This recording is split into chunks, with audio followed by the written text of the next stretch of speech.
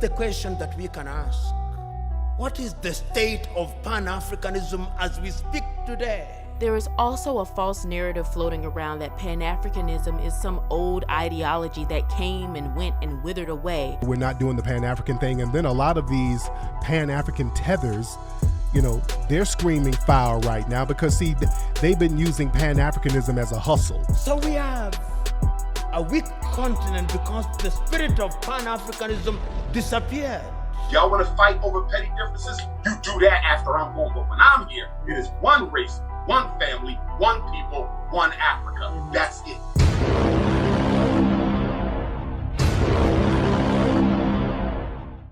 There seems to be some confusion about Pan-Africanism and how it relates to Black American identity. Black people in the West still don't want to be African because the white man has made being African such a shameful thing that we would rather be a color than a people. So we'll say unapologetically Black. That's not what I said. I didn't say unapologetically Black. I said unapologetically African. But self-hating Americans turn unapologetically African into unapologetically Black. Now, what are the 4 principles of Pan-Africanism? Number 1, African identity.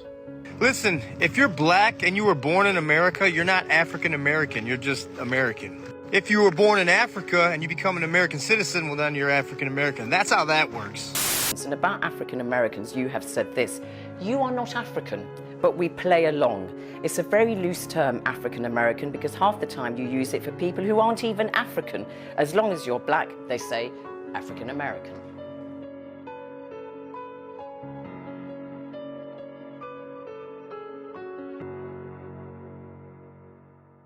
Welcome to our forum discussion on the roots of prejudice.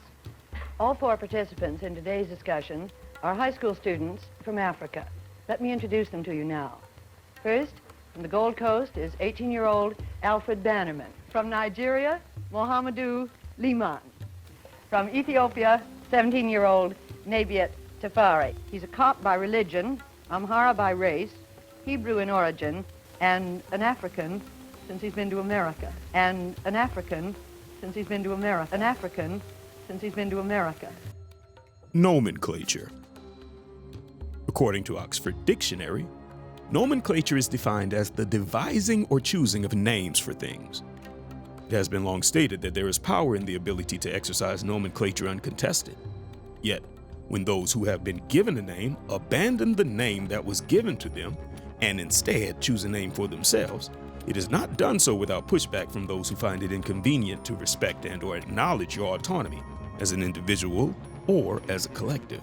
African identity. Here, the student from Ethiopia, upon arriving to America, was labeled an African, but not out of his own doing. In fact, if you were to ask him if he thought of himself as being Black or a Negro at that time, he just might respond by saying, I never felt that I was a Negro till I came to this country. Why? Because my tutor in the monastery told me that I was not a Negro, but I was a sunburned Hebrew. I never felt that I was a Negro till I came to this country. I was not a Negro, but I was a sunburned Hebrew. So which is more important, that he change his identity that is specific to his culture, that happens to be on the continent called Africa? Now, should he abandon the nomenclature of his people and replace it with the name of the landmass instead? Is it more important that he define himself as what you want him to be? Or is it more important to find common ground while respecting his inalienable right to autonomy, culture, and self-identity? African identity. In America, and in the West in general, there is a historical familiarity with institutions that practice nomenclature by allocating pejoratives toward those who had been disenfranchised. And sometimes, even if well-meaning, any attempt to disavow a man's right to self-identify has a tendency to evoke passionate ramifications.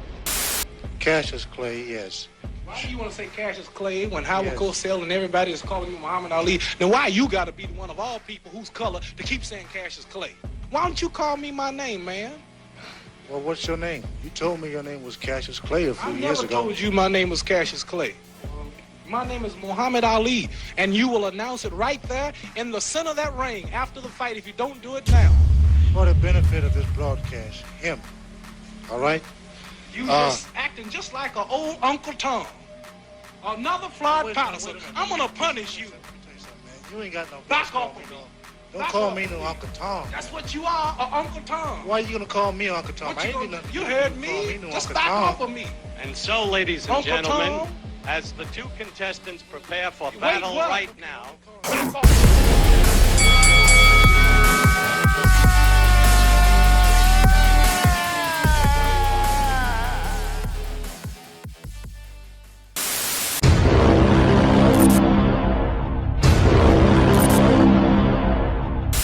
Problems of our people for a period of time and then come up with a new analysis and give us some new ideas and some new suggestions, and that we would have some kind of meeting and determine at a later date whether to form a black nationalist party or a black nationalist army.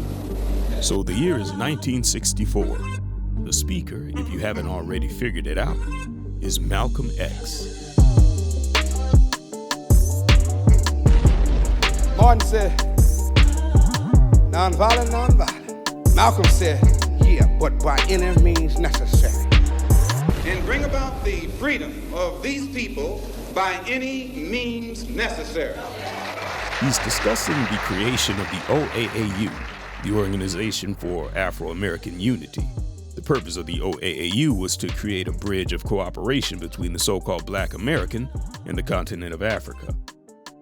Malcolm goes on to speak of the similarities in the struggles of the Black American and the African, and even went so far as to passionately refer to himself as an African.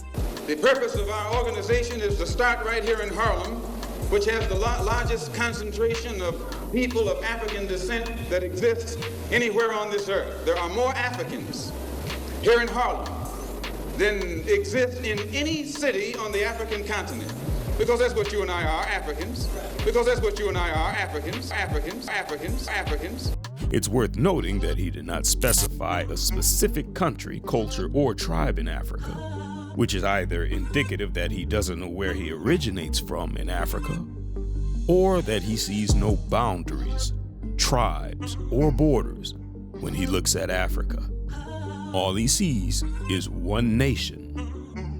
And as noble of a perspective that it may be to view it that way, El Hajj Malik El Shabazz was certainly in the minority. It is one race, one family, one people, one Africa. That's it.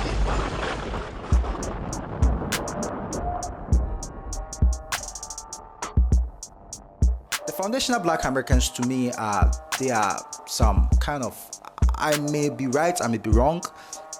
For me, they look like some kind of cult that have coined some term for themselves as foundational Black people to soak in African Americans in their community so that they can antagonize Africans because they feel that Africans are taking their jobs, Africans are taking their position, Africans are taking every good thing that should instead belong to them because they are the real foundational Black Americans in America. They are the real Americans.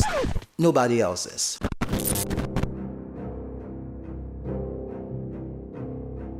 Is that divisive, you think, when you hear Tariq really kind of divide Black people between immigrants and FBAs? Do you think that that's a useful framework to view things through?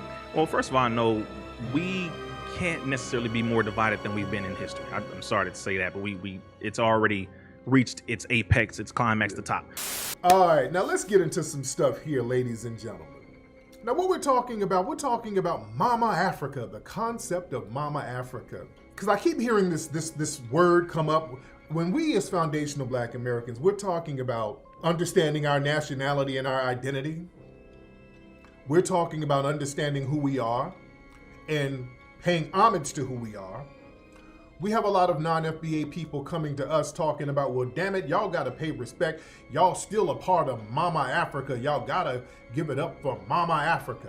That's number one. Number two, I know what he's doing is primarily focusing on us here because that's what we need to do. Is focus on our people here before we go help other people. So that's number two.